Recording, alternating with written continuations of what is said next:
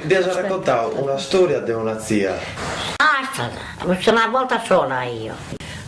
Ci chiedevano, dite, molta gente avvilieta, non era tanta.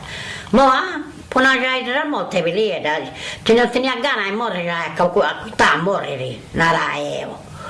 E mi naranta e puita, che veniva a Malleni, una femmina a Malleni, appuna, portano giù a leggiù.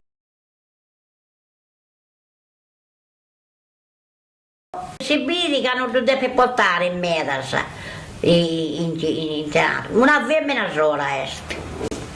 Una femmina sola. Dopo tentare una volta, dovrei contare a te a Malleni. Ma non dovrei contare che avanti non mi dona rada. No. E te danno, non mi dona rada. Si biricano è cosa ci vuole di essere nau e arrenau. Uria uscire e no. A predi non mi avrei contato. Non mi danna. E non così che dovrei contare, vero, eh? Quando ha pulito questa cosa non andava. Dopo la stata quieta è finita. Il gioco era il simbolo della vita, il simbolo della volontà, il gioco era sacro. Perché era sacro? Dire sacro di un oggetto molto forte. Perché una volta giocati lui, si attaccava all'aratro, si erava la terra, si seminava, seguendo le varie fasi si arrivava sino al pane. E c'era la credenza che se non ci fosse stato il gioco non ci sarebbe stato neanche il pane. Ecco perché era sacro. Vi era un preciso rituale da seguire. In primo luogo veniva posto sotto il cuscino un piccolo gioco per 3 giorni e 3 notti. Era il primo passo del rituale magico con il quale si spingeva il malato a tornare alla vita. Poi si procedeva con una confessione in famiglia, lammentu, rammentandogli all'orecchio i propri peccati. Infine lo si avvolgeva in un panno di acqua gelata, tenendolo dentro ad una botte, tentando così, in extremis, di calmare il bollore della febbre. Ma se tutto ciò non ridestava alla vita il malato, si decideva di convocare a malincuore la gabbadora. In effetti era come chiamare la morte in persona. Arrivava di notte, avvolta in un mantello nero, solo che in mano aveva il martello al posto della falce.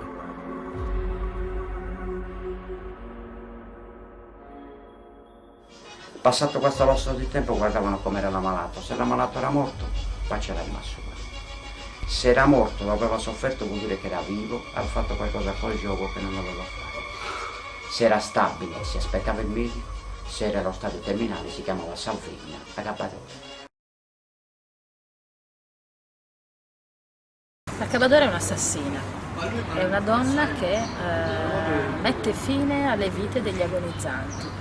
Il motivo per cui lo fa è che glielo chiedono, che c'è una richiesta da parte dell'agonizzante o della sua famiglia e la comunità la autorizza a compiere questo gesto. Per altri versi è anche una narratrice, ecco sì, forse è più giusto dire così, è una narratrice esperta in finali. Tutte le cose che noi oggi consideriamo straordinarie, eventi straordinari nella nostra vita, prima erano completamente normalizzati, quindi direi che era una comunità che si prendeva veramente carico di tutte le gioie e di tutti i dolori e questo forse le dava anche il diritto di prendere decisioni che oggi noi consideriamo discutibili. La Cabbadora, ucciditrice, non era un'assassina perché uccideva solo per scopi umanitari. Il termine indicava la persona addetta a facilitare il trapasso ai moribondi.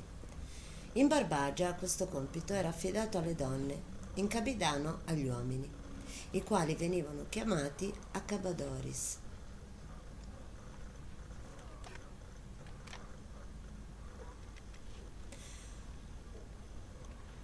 La porta si apre e il moribondo dal suo letto d'agonia vede entrare la femmina Cabbadora.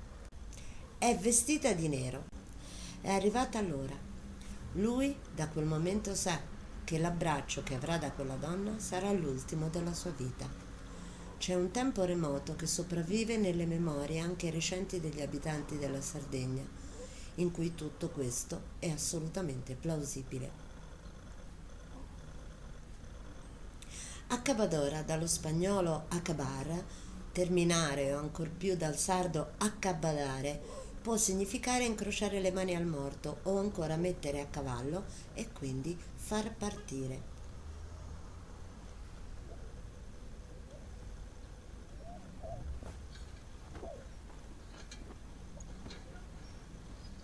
È una donna capace di risolvere i casi disperati, soffocando, strangolando, spaccando il cranio e l'osso del collo, a seconda delle latitudini ove operasse. A modo loro queste donne conoscevano perfettamente l'anatomia umana, erano praticas, levatrici, curatrici e anche capaci di uccidere con metodo e precisione. Ne parlano ovunque.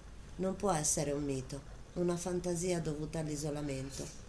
Gli ultimi episodi certificati che si conoscono sono due, uno all'Uras nel 1929 e uno a Orgosolo nel 1952. All'Uras, in Gallura, l'ostetrica del paese accabbò un uomo di 70 anni. La donna però non fu condannata, il caso fu archiviato. I carabinieri, il procuratore del regno di Tempo Pausania e la Chiesa furono concordi che si trattò di un gesto umanitario. Oltre ai casi documentati, moltissimi sono quelli affidati alla trasmissione orale e alle memorie di famiglia. Molti ricordano un nonno o un bisnonno che comunque ha avuto a che fare con la vecchia esistita.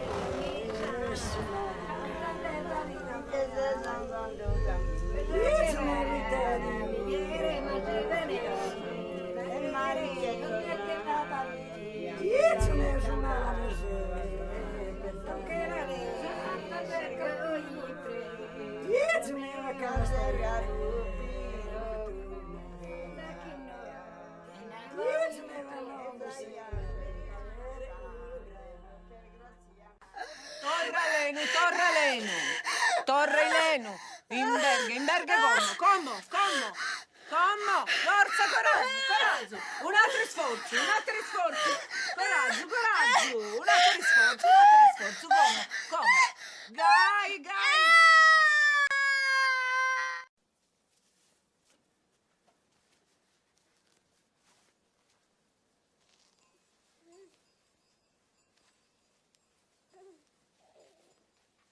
Forte este, forte che ferro. Come vuoi. Speriamo che non. Ego te absolvo, a peccatis tuis, in nomine Patris, et Filii, et Spiritui Sancti. Sono Bore, sono il figlio di Arrosa. Posso entrare? Canono. Sono venuto per chiedere per mio padre. Jalisco. Sono... Direttin che domo tua. A precare questa famiglia tua. E dassa saianna e spalattata. Deus che siada. Da sai nos essa sola.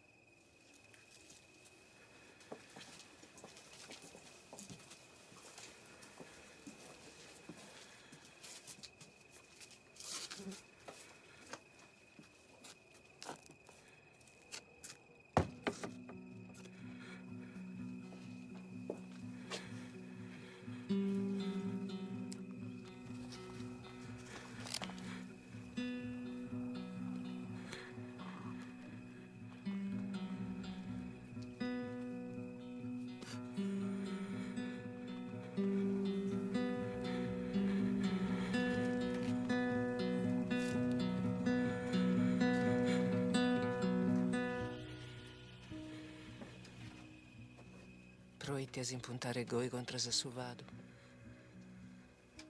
Proitte tutto questa ribellia. E all'iscodego sopra itte. Car mezzo sa baiulare sar peleardersi il ferro. Che non carruger desso tutto a sa s'intrarna suosa.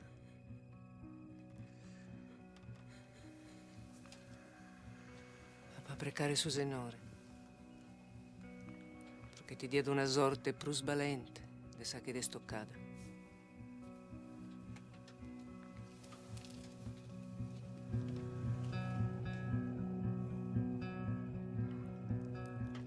Babbo Manno, dai amparo a quest'anima galana e costoi in sa misericordia del suo braccio stuoso. È vero che sono peccatore, ma non t'ho mai offeso volontari. Come in te mai, per si che io annemuso, sapendesi de vaccher male. E se si sta un misero, sanecche dessa sorte che le stoccata, che a tutto suo sominer dessa terra.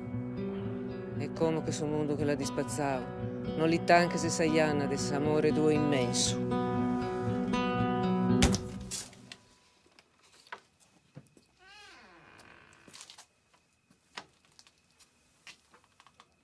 Sue vagare, esti sta vatto.